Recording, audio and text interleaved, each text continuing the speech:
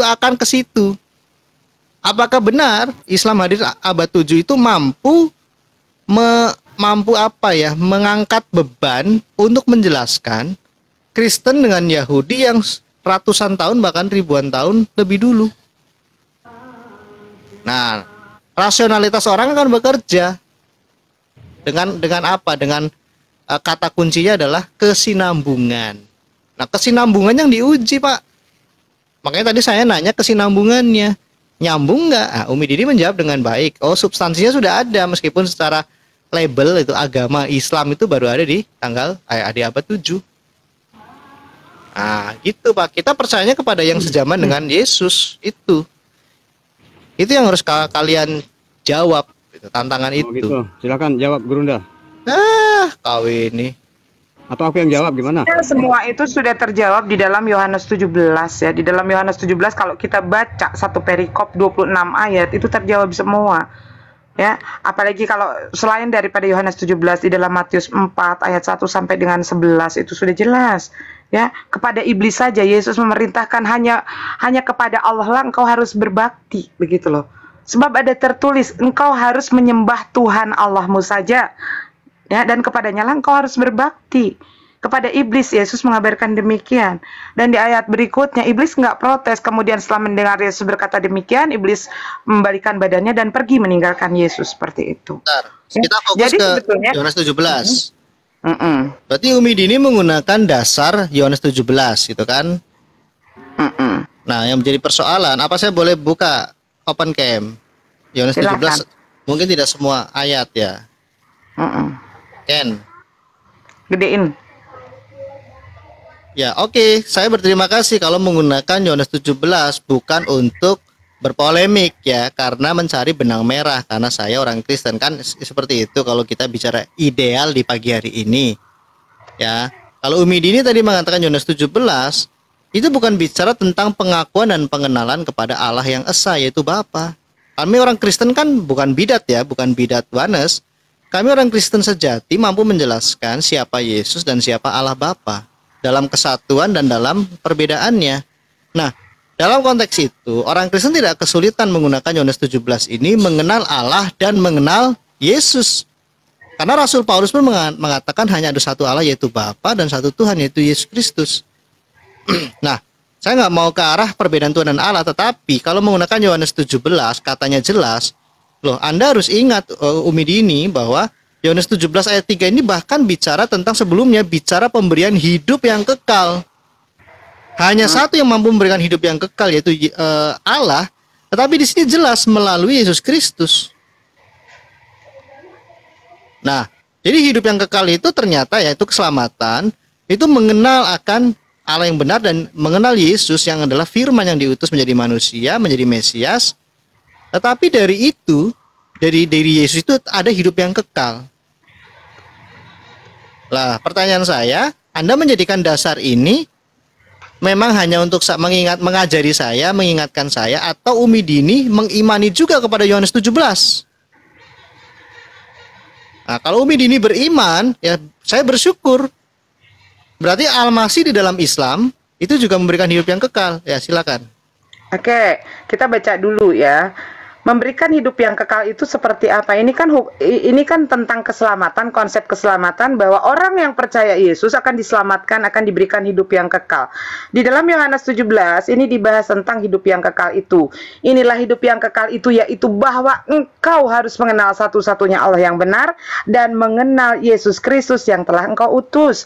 Jadi mengenal Yesus sebagai apa? Percaya Yesus sebagai apa? Sebagai utusan, begitu loh. Betul. Jadi kalau di dalam Yohanes 17, oke, kita baca semua ya, karena kalau kita hanya loncat-loncat dari satu ayat saja itu akan menjadi suatu narasi yang ambigu. Tapi kalau kita mau baca secara jelas, oke, Umi bacakan, mohon waktunya. Demikianlah kata Yesus, lalu dia menengadah ke langit dan berkata, Bapa, telah tiba saatnya, permuliakanlah anakmu supaya anakmu mempermuliakan engkau, sama seperti engkau telah memberikan kepadanya kuasa atas segala yang hidup. Siapa Demikian ini? pula dia akan memberikan hidup yang kekal kepada semua yang telah engkau berikan kepadanya. Inilah hidup yang kekal itu, bahwa mereka mengenal engkau satu-satunya Allah yang benar dan mengenal Yesus Kristus yang telah engkau utus. Aku telah mempermuliakan engkau di bumi dengan jalan menyelesaikan segala pekerjaan yang engkau berikan kepadaku untuk melakukannya. Oleh sebab itu ya Bapa, permuliakanlah aku padamu sendiri dengan kemuliaan yang kumiliki di hadiratmu sebelum dunia ada. Aku telah menyatakan namamu kepada semua orang yang engkau berikan kepadaku dari dunia. Mereka itu milikmu dan engkau telah memberikan mereka kepadaku dan mereka telah menuruti segala firmanmu. Sekarang mereka tahu bahwa semua yang engkau berikan kepadaku itu berasal daripadamu. Sebab segala firman yang engkau sampaikan kepadaku telah kusampaikan kepada mereka dan mereka telah menerimanya. Mereka benar-benar tahu bahwa aku datang daripadamu dan mereka percaya bahwa engkaulah yang telah mengutus aku. Aku berdoa untuk mereka. Bukan untuk dunia aku berdoa, tetapi untuk mereka yang telah engkau berikan kepadaku, sebab mereka adalah milikmu, dan segala milikmu adalah milikku, dan milikku adalah milikku, dan aku telah dipermuliakan di dalam mereka. Dan aku tidak ada lagi di dalam dunia, tetapi mereka masih ada di dalam dunia. Dan aku datang kepadamu ya Bapa yang kudus, peliharalah mereka dalam namamu, yaitu namamu yang telah engkau berikan kepadaku, supaya mereka menjadi satu sama seperti kita. Selama aku bersama mereka, aku memuliakan mereka dalam namamu, yaitu namamu yang telah engkau berikan kepadaku. Aku telah menjaga mereka dan tidak ada seorang pun dari mereka yang binasa, selain daripada dia yang telah ditentukan untuk binasa, supaya genaplah yang tertulis di dalam kitab suci.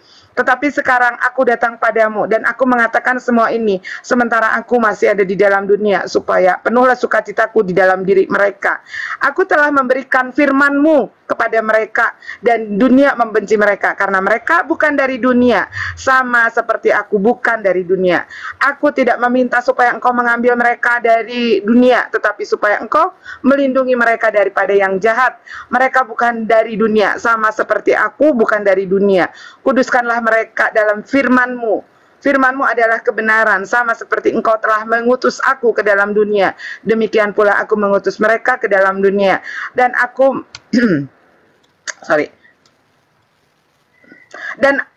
Dan aku mengkuduskan diriku bagi mereka supaya mereka pun dikuduskan dalam kebenaran.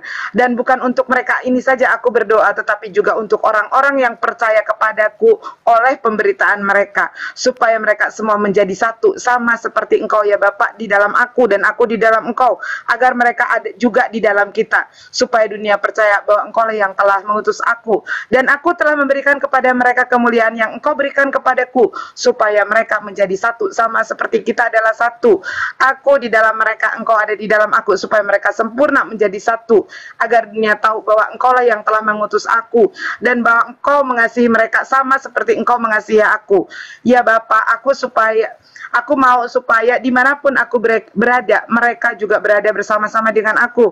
Mereka yang telah engkau berikan kepadaku, agar mereka memandang kemuliaanku yang telah engkau berikan kepadaku, sebab engkau telah mengasihi aku sebelum dunia dijadikan. Ya Bapa yang adil, memang dunia tidak mengenal engkau, tetapi aku mengenal engkau, dan mereka itu tahu bahwa engkaulah yang telah mengutus aku.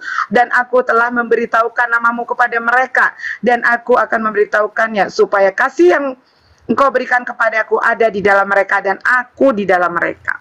Amin. Jelas sekali ya. Jelas. Ya, Yesus di sini sebagai messenger.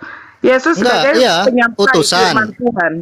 Iya, masalahnya di ayat 2 ada penegasan bahwa Allah Bapa memberikan kepadanya kuasa atas segala yang hidup. Nah, dan Yesus di sini akan memberikan hidup yang kekal kepada semua. Coba baca ayat kedua. Sama seperti engkau memberikan kepadanya kuasa atas segala yang hidup. Kepadanya ini siapa? Engkau ini kan Allah Bapa. Ini kan Yesus sedang berdoa, berkata didengarkan murid-muridnya. Untuk ke-12 muridnya. Iya, bukan. Ini loh, yang dimaksudnya inilah anakmu nih loh. Iya. Misalnya, ya saya sedang berkata kepada orang tua saya, Bapa, engkau punya anak sulung yaitu aku, dan engkau telah memberikan kepadanya. Ini saya sedang bicara untuk diri saya sendiri kepada bapak saya, maksudnya ke anak sulungan saya. Nah ini Yesus berkata, permuliakan anakmu supaya anakmu mempermuliakan engkau. Sama seperti engkau ya Bapa itu kan telah memberikan kepadanya ini adalah anakmu yaitu Yesus. Kuasa berarti Yesus diberikan ini Yesus kuasa. yang lagi berdoa loh, Yesus yang lagi meminta kepada Bapa. Iya, ini kan nyanya ini bukan kepada Bapa. Ini kan lagi ngomong sama Bapa. Iya. Yesus ini ayat yang ditakuti oleh Yohanes karena Yesus menengadah ke langit bukan melihat dirinya. Iya, berdoa. Iya, Ya, berdoa Bapa, meminta kepada Bapa. telah tiba saatnya permuliakanlah anakmu. Ini Yesus sedang menyinggung gelarnya ke dipermuliakan. ya, anakmu ini adalah dirinya sendiri supaya anakmu yaitu gelarnya untuk dia mempermuliakan engkau ya Bapa gitu kan. Sama seperti engkau ya Bapa telah memberikan kepadanya. Ini masih ngomong anakmu nih Yesus. Yesus belum bicara Bukan, aku. Bang. Coba kita baca pelan-pelan ya. Sama seperti engkau, ini kan di ayat pertama Yesus lagi berdoa minta Bapa memuliakan. Ya kan? Di ayat kedua sama seperti engkau telah memberikan kepadanya kuasa atas segala yang hidup. Demikian pula, demikian pula ia akan memberikan hidup yang kekal kepada semua yang telah engkau berikan kepadanya. Ya. Nah, ini. Berarti engkau ini kan Bapa. Berarti nya ini bukan Bapa. Iya, bukan. Nya ini siapa? Ya anakmu ini. Menunjuk kepada Ini- kata anakmu. Bukan Bang Edo. Sama seperti engkau telah memberikan kepadanya. Telah memberikan. Ini di ayat 1. Yesus sedang meminta. Iya. Yesus sedang meminta Bukan dipermuliakan. meminta. Ini sudah memberitakan. Yesus berkata kepada Bapa, engkau Permuliakanlah telah. anakmu. Ini Ya sedang kan telah. sedang berdoa, Pak ini Bang Edo. Ini sedang Ya. berdoa. Demikianlah kata Yesus. Lalu dia menengadah ke langit dan berkata dan berdoa, meminta kepada Bapa, Bapa telah tiba saatnya permuliakanlah anakmu. Nah ini Yesus meminta dipermuliakan kepada Bapa. Bukan meminta, memberitakan.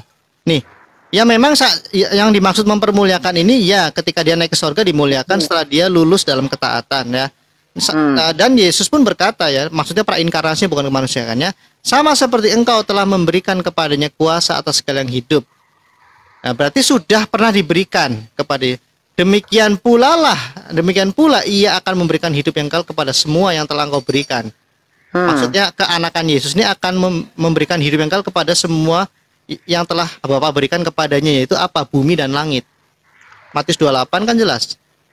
Jadi ternyata kepengutusan Yesus tidak kami tolak dan kealahan Bapa tidak kami tolak. Itu wajib butir pertama dalam syahadat atau kredo orang Kristen. Nah, tetapi kalau ini dijadikan dasar Umi Dini di dalam makanya tadi ini Anda hanya sekedar mengingatkan saya agar saya beriman kepada Yohanes 17 ini, atau Umi Dini juga menerima. Nah, masalahnya kebanyakan narasi teman-teman muslim di sana itu hanya menyinggung ayat 3. Mengabaikan ayat 2-nya. Enggak, ini saya percaya dengan perkataan Yesus, Bang Edo. Makanya kenapa saya sangat suka sekali dengan Yohanes 17 ini, karena saya percaya dengan perkataan Yesus. Berarti Anda percaya Yesus memberikan hidup yang kekal? Oh, bukan memberikan hidup yang kekal. Jadi memberikan denger ya. Coba baca di ininya. Inilah hidup yang kekal itu, kata Yesus. Engkau harus mengenal satu-satunya Allah yang benar. Iya, tetapi ada yang memberikan. Iya, kita mengenal, tapi tidak langsung dapat, harus diberikan. Siapa memberikan? Kan di ayat 2. Dah, bukan maksudnya ini dari hukum dari bukan dari Yohanes 17 yang tentang konsep keselamatan itu.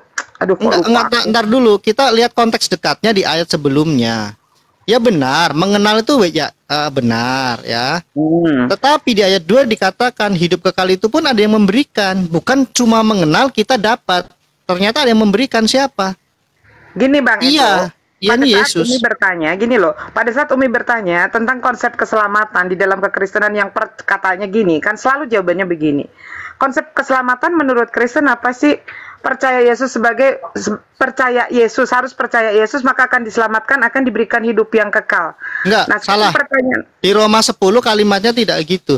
Percaya kepada Allah yang membangkitkan dia. Nah, ya kita baca ayatnya ya. Nah, nanti Umi ini baca juga ya ntar. Nih ya, Roma berapa teman-teman ya? Roma 9 ayat Roma 10.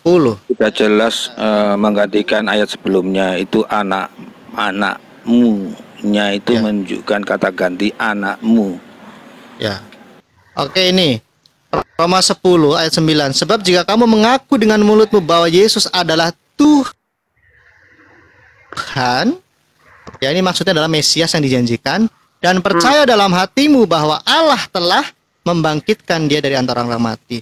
Jadi kepercayaan orang Kristen berpusat kepada Allah Bapa yang dinyatakan melalui karya kemesiasan Yesus. Makanya di Yohanes 1 ayat 18, tidak seorang pun yang pernah melihat Allah. Ya benar, Pak. Edo percaya Yesus sebagai Mesias ya. Iya, ketuhanan Yesus merujuk kepada kekristusannya. Kalau kealahan Yesus merujuk kepada praeksistensinya sebagai kalamullah. Ya, betul. Kalimatullah ya, bukan kalamullah, kalimatullah. Kalamullah bukan. Kalau kalimat di tempat orang Kristen itu ada remata. Tapi kalau logos itu lebih dalam. Logos itu representatif dari kepribadian Allah. Jadi gini, Umi Dini tidak pernah ketemu Justin Edo. Tetapi melalui perkataan Justin, Umi Dini dapat mengenal kepribadian Justin. Justin tadi baiklah, jahatlah, kadang jahat, kadang baik, pintar, bodoh, pembohong, penipu, jujur. Melalui firman saya. Karena di dalam firman saya ini mengandung hal yang hakiki, yaitu pikiran saya. Coba baca di dalam Bilangan 23:19. Iya, Allah bukan manusia. Makanya di dalam kekristenan, makanya di dalam kekristenan ada namanya kristologi yang menegaskan ya tentang apa duinatur. Ya, karena di dalam Bilangan 23:19 Allah bukan manusia. Setuju. Bentar dulu Bang Edo. Sebentar, jangan di framing ke situ. Saya belum selesai. Kami orang Kristen. Ini loh, saya belum selesai Umi Dini. Jangan nanti orang salah paham. Saya selesaikan 30 detik ya. 30 detik aja. Jadi di dalam kekristenan ini bukan oneness. Oneness itu 11 ajarannya beda. Teman-teman sudah tahu, tidak perlu saya promosikan. Di dalam kekristenan yang namanya Allah Bapa itu transenden. Betul. Hakikatnya tidak pernah manusia bisa jangkau. Yang bisa dijangkau adalah hakikat yang dibatasi oleh Allah, yaitu yang disebut dengan firman. Melalui firman, manusia mampu menjangkau Allah Bapa dalam batasan tertentu. Karena manusia makhluk pribadi, Allah Bapa pasti jugalah pribadi, tidak mungkin benda mati. Namanya pribadi itu misalnya bisa mengasihi, dikasihi, bisa berpikir, memikirkan, bisa diadili, mengadili, bisa berkomunikasi, berelasi. Saya tidak mungkin berelasi dengan pohon karena pohon bukan pribadi. Selamat pagi pohon, kamu cantik sekali hari ini. Itu kan orang stres. Allah adalah pribadi yang menyatakan. Sedikit lagi. Yang menyatakan pribadi adalah firman. Melalui firman kita bisa mengenal kepribadian Allah. Firman ini untuk tujuan keselamatan, bukan untuk tujuan menyatakan Allah ada. Ini yang orang Muslim sering salah. Dipikirnya Yesus hadir itu menyatakan, hey, inilah Allah Bapa. Itu kan bidat oneness. Allah Bapa punya gender kelamin. Nah, kalau orang Kristen, mengapa ada kemanusiaan Yesus? Karena keselamatan dikerjakan melalui kemanusiaan, menggantikan Adam yang gagal diuji. Itu, silakan. Bang Edo, sekarang saya mau tanya nih sama Bang Edo ya, karena tadi menyangkut tentang pengajaran Paulus. Saya mau minta Bang Edo, tapi coba sedikit dari original teks sedikit aja. Di dalam 1 Korintus 8 ayat 6 ya, Paulus mengatakan begini. Sebab bagi kita hanya ada satu Allah saja yang daripadanya kita diciptakan, dan hanya satu kurios saja. Di sana kurios loh. Iya. Bukan theos. Betul. Kurios. Berarti sesuai dengan apa yang disebutkan Yesus di dalam Yohanes 17 ayat 3, bahwa harus mengenal Yesus sebagai kurios. Iya, sebagai Kristus. Iya, betul kan? Kata Tuhan ini merujuk kepada kurios, tuan. Betul. Karena memang secara aturan berbahasa Melayu sebagai akar bahasa Indonesia, kata Tuhan ini merujuk bukan kepada kata ilah, tapi merujuk kepada kata tuan. Makanya ketuhanan Yesus merujuk kepada kekristusannya. Ketuhanan Yesus merujuk kepada kekristusannya. Karena nubuatan dan janji Allah tentang Mesias, puncaknya di zaman Daud, Mesias itu dinyatakan sebagai raja. Anakmu lah yang akan memerintah kerajaanku selama-lamanya. Jadi kata Tuhan gitu. Jadi oke, bentar. Cek kedengaran Aku jelek bentar. jaringanku jelek bentar ya. Makanya dengar teman-teman ya, Halo? ini Bang Edo Justin loh yang bicara bahwa daripada aku teriak-teriak ketuhanan. Oke, aku juga hilang nih jaringan. Bentar. Ya, Jadi kalau barusan aku ada yang kan buka kita- open cam, yang lain terpengaruh memang sinyalnya drop. Oh Silakan. iya ya. Jadi barusan kita sudah dengar dari Bang Edo Justin, Tuhan yang disematkan kepada Yesus itu adalah tentang kemesiasan, tentang kuriosnya dia, atau tentang Kristusnya dia. Makanya sampai detik ini, teman-teman Kristen masih menyebut dia Kristus, bukan Theos. Artinya barusan sudah dibahas oleh Bang Iya, Edo. tidak ada yang mengatakan Allah Yesus itu tidak seperti itu. Jadi yang benar Banyak, adalah Bang Edo. Yesus Tuhan dan Allah kami. Allah itu merujuk kepada hakikat dia sebagai kalamullah. Makanya gini nih, ini perkataan Yesus ya, ini perkataan Yesus di depan orang-orang Yahudi dan pengikutnya. Yang jelas nggak ada orang Wanes saat itu. Pada waktu itu berkatalah Yesus, aku bersyukur. Aku ini siapa? Yesus. Betul. Kepadamu, mu ini siapa? Mu ini Allah Bapa. Ya kan tuh, Bapa Tuhan Langit dan bumi. dan bumi. Lalu, apakah ada dua Tuhan? Tidak, satu ketuhanan, tetapi Yesus bukan Bapa. Karena ketuhanan Yesus adalah mengejawantahkan kekuasaan Bapa tuh. Semua telah diserahkan kepadaku oleh Bapakku. Yesus berkata di Matius 28, ya. Ini sedikit aja ya, 30 detik. Nih ya. Kepadaku telah diberikan segala kuasa. Siapa yang memberikan? Allah Bapa. Untuk itulah ketuhanan Yesus menyatakan ketuhanan Allah Bapa yang seharusnya dulu dinyatakan oleh Adam. Adam disuruh berkuasa, disuruh jadi tuan bagi alam, bagi muka bumi.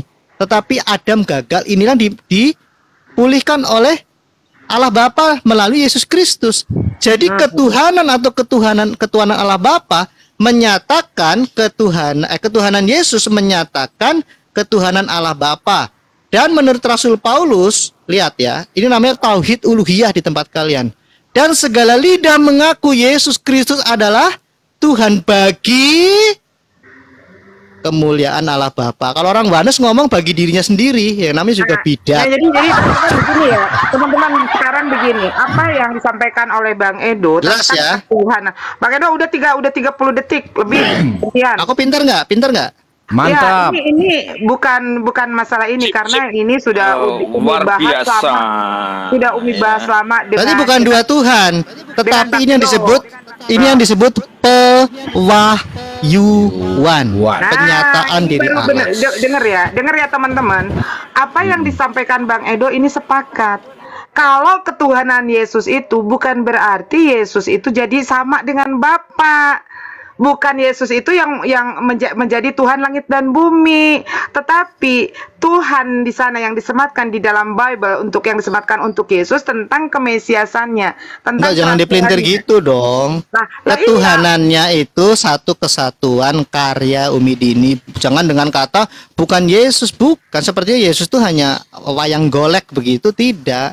Yesus adalah Tidak. firman Allah yang bisa dilihat.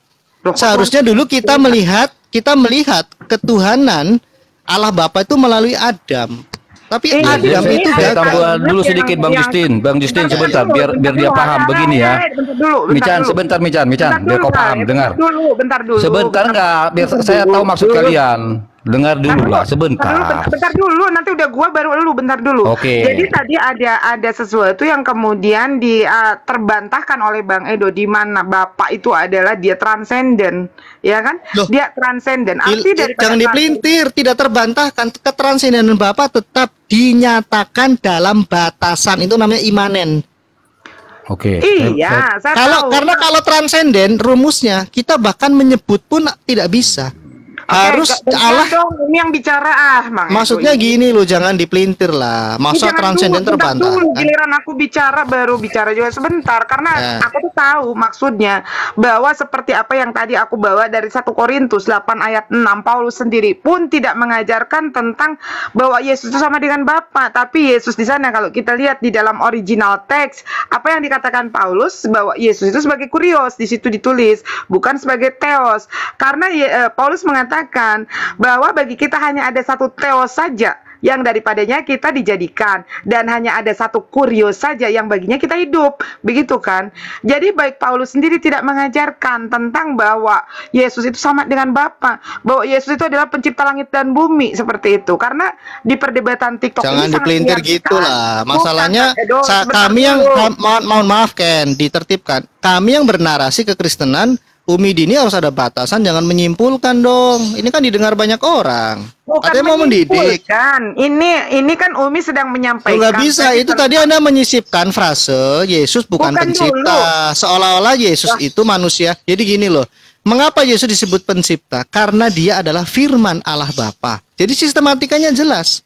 Ya, Yesus tapi memiliki tidak dua kodrat. menciptakan. Yesus tidak menciptakan. Loh, Oke, yang kalau Yesus menciptakan memiliki- Allah Bapa melalui firman-Nya. Yesus kan firman. Kalau sekarang saya mau tanya, yang dimaksud dengan firman itu apa? Nah, ini lebih baik daripada Anda menyimpulkan. Coba, yang dimaksud dengan firman Ya apa? udah, Anda kasih waktu saya berapa detik? 30. 30 detik ya. Hmm. Jadi yang dimaksud firman itu bukan hanya sekedar kata-kata atau banyak orang yang mengatakan pikiran, tidak. Penjelasan yang tepat adalah Allah itu adalah pribadi, Allah Bapa. Kita tidak bisa mengenal pribadinya karena transenden. Yang bisa kita kenal adalah firman, kata-kata, kalimat, pikiran. Nah, jadi kepribadian Allah Bapa itu dinyatakan melalui firman-Nya, sama seperti Anda mengenal kepribadian saya tanpa melihat saya melalui firman saya, bukan melalui deheman saya atau batuk-batuk saya. Nggak mungkin. Jadi Yesus atau bukan Yesus, firman Allah Bapa itulah satu-satunya yang dinyatakan kepada umat manusia, termasuk dalam penciptaan. Ketika Allah Bapa menciptakan dengan firman-Nya, maka firman itu pada hakikatnya adalah pencipta. Karena apa yang ada di dalam diri hakikat atau zat Allah Bapa itu adalah Allah Bapa. Sama halnya ketika Umi Dini makan ayam goreng di warung pecel lele atau di warung ayam goreng. Ketika ditanya, Umi Dini makan apa? Makan ayam, bukan makan paha ayam. Artinya, paha ayam adalah ayam. Firman Allah Bapa adalah Allah Bapa. Dibedakan, tidak dipisahkan. Silakan. Oke. Kata firman itu adalah davar daripada Elohim, davar ya. Perkataan Elohim. Makanya kenapa? Sekali lagi Yesus di dalam Yohanes pasal 17 ayat ke-8, segala firman yang engkau sampaikan kepadaku. Artinya segala perkataan Bapa yang disampaikan kepada Yesus telah kusampaikan kepada mereka, dan mereka telah menerimanya. Mereka benar-benar tahu bahwa aku datang daripadamu, dan mereka percaya bahwa engkaulah yang telah mengutus aku. Yesus penyampai firman. Di dalam Yohanes 17 ayat 8 jelas Yesus mengatakan dengan tegas bahwa segala firman yang engkau sampaikan kepadaku, ya, segala perkataan yang engkau sampaikan kepadaku telah kusampaikan kepada mereka. Karena Yesus ini sang messenger, penyampai firman daripada Tuhan. Pada saat kita menemukan kata Allah berfirman, apakah Allah bertuhan atau Allah berallah? Kan tidak. Contohnya terang diciptakan dari firman, maka berfirmanlah Allah tentang terang itu, maka jadilah terang. Pada saat kalau di dalam Al-Quran kun, maka fayakun. Nah seperti itu. Firman Ya, berarti- ini adalah davar. Berarti Anda daripada salah. Elohim. Anda Kok kurang bukan salah? salah. Anda bukan Berarti- salah. Anda kurang jujur atau kurang tepat dalam menjelaskan memra Enggak, Elohim itu. bukan. Loh, dafar Elohim, sebentar, dafar Elohim. 17 ayat 8, Bang Sebentar, Edo. iya, Fokus 30 Yohanes detik. 17 ayat 8. Loh, sebentar. Kalau perlu kita kaji PL, gini lah. Dafar Elohim, memra Elohim itu bukan sekedar yang usah kata-kata. dijelaskan. Coba jelaskan aja Yohanes 17 ayat Loh, Anda 8. mengatakan tadi seolah-olah firman itu hanya kata-kata. Saya bisa mengetahui Mican. hanya mau ini Saya bisa- mengutip apa yang Yesus katakan. Saya lebih percaya Yesus ketimbang Bang Edo penjelasan dari Yesus Bang Edo. Saya minta- loh, sekarang begini, Saya kalau minta Yesus tolong, kata-kata, gini, kenapa gini, dia Bang tidak Edo, tolong kalau Yesus jelaskan. kata-kata sebentar. Kalau Yesus kata-kata dari seperti narasi Anda, kalau Yesus kata-kata dari Allah Bapa, kenapa dia bukan berbentuk kata-kata, dia berbentuk manusia? Nah, ini kan menjadi coba, pertanyaan. Bukan. Makanya kenapa di dalam Al-Quran disebutkan kata kun ya. Kun. Ini penciptaan Yesus. Kun. Fayakun. Pada saat Allah berkata jadilah, maka jadilah dia. Nah, kita nggak bahas diproses. Quran dulu. Jangan gitu. Ini lagi bahas Alkitab Ya kok, udah kalau Quran. gitu bahas Yohanes 17 ayat 8. Apa maksud Yesus itu? Yohanes 1 ayat 1 jelas. Sebentar, jangan langsung ke 17. Yohanes 17 ayat 8. Ya sebentar, ini surat Injil Yohanes kan yang menulis langsung kalau ya. Yohanes 1 ayat 1 sampai dengan 18, Bang Edo sendiri tahu itu adalah ya, sebentar. Platonis, gitu, bukan perkataan Yesus, hati-hati. Nih kan, jangan framingnya ke situ dong. Framing. Apa Rumi? Jangan di framing himne Platonis dong, yang namanya Plato ya. Ini fakta yang tidak bisa dibantah. Nah, ini nggak senengnya saya begini, ngajak ribut. Bukan ngajak ribut. Sebentar dulu lah, sebentar saya bantu. Ini si Mican ini biar paham ini ya. Sebentar Mican. Ini kan melecehkan diskusi saya lagi. kasih contoh dulu dia Bang, biar dia paham, biar dia bisa nangkap. Harus komparasi juga itu. Kalau nggak dikomparasi nggak paham dia. Sabar gitu loh. Jadi begini, Saya pegang buku bagaimana filsafat itu ada di Islam, neoplatonisme. Tapi kan saya nggak mau nyerah. Kita buka, nggak ada. Ya, udah. Biar kau paham sedikit, Mican. Gini, Mican. Mican, dengarin dulu, gantian kita. Dengarin dulu. Kita buka ya. Halo. Pakai timer, Pak suara. Ayo sama aku yuk, Mican. Udah Udin. Halo. Sama aku Din. Ayo dua arah, ayo. Sih, suaranya ada nggak sih? Ya jangan kalau kamu sebagai tamu. Ada, haleluya suara di sini. Jadi kau dengar ini atau adu volume kuat ini biar nggak bisa tentram lagi, biar ku ledakan sekalian. Sabar. Gantian. Gantian dulu. Sebentar, Mican sebentar. Hale tadi mau ngomong dari tadi. Iya. Hale katanya Mican tadi, silakan Hale. Oke, jadi gini biar kau paham, saya komparasi, dengar ya. Kalau yang ditunjukkan oleh Bang Justin tadi, saya tuh nggak usah diajarin, udah tahu. iya dengerin dulu lah, aduh, ya. Ya udah mau ngomong apa? Itu merujuk, dengerin dulu di Al-Hadid ayat 3. Ini repot ini. Di Al-Hadid ayat 3. Aku aja Tuhan denger kok. di Al-Hadid ayat 3. Diam. Di Al-Hadid ayat 3, ya di sana adalah Allah yang zahir dan yang batin. Iya sebentar dulu biar kau paham. Karena saya lebih paham kalian kalau dari Alkitab mau semua dibacakan kalian nggak akan peduli itu. Makanya saya nggak mau bertele-tele kalau diskusi. Dengarin dulu.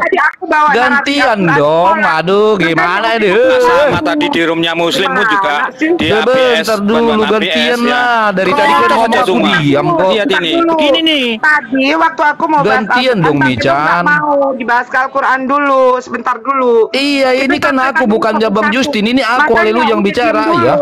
Lu baru masuk, gue lagi diskusi sama Bang Justin. Lu kok baru masuk gimana sih? Kau takut kau langsung kalau aku datang, lucu kau ini. Narasi yang lain diam dulu lah. Kau dulu lah diam, gantian lah kita. Gimana ini? Sabar teman-teman. Ganti-gantian aja, enggak apa-apa. Kan satu-satu mulut gue. Iya, gantian lu bicara. Gantian. Oke, kasih gantian. Gue lagi 1 menit aja, 1 menit aja pun jadilah. Oke, bisa kan 1 menit ya? Ntar dulu. Justin, selesaikan dulu satu-satu. Iya, ini sama dengan itu. Saya ngikutinnya, itu merujuk ke sana juga. Makanya penasaran banget gitu loh. Astaga, Mican, kau itu gitulah. Kalau aku udah ngomong kau langsung terguncang. Nggak usah pancing-pancing lari ke topik. Loh, kita nggak pancing, kita kan diskusi toh. Gua nggak bakalan mau jawab dulu ya, karena gua sedang. Iya, nggak usah kau jawab. Iya, nggak usah kau jawab, nggak apa-apa. Oke, kasih aku waktu ya. Pakai timer aja. Ini nggak mau.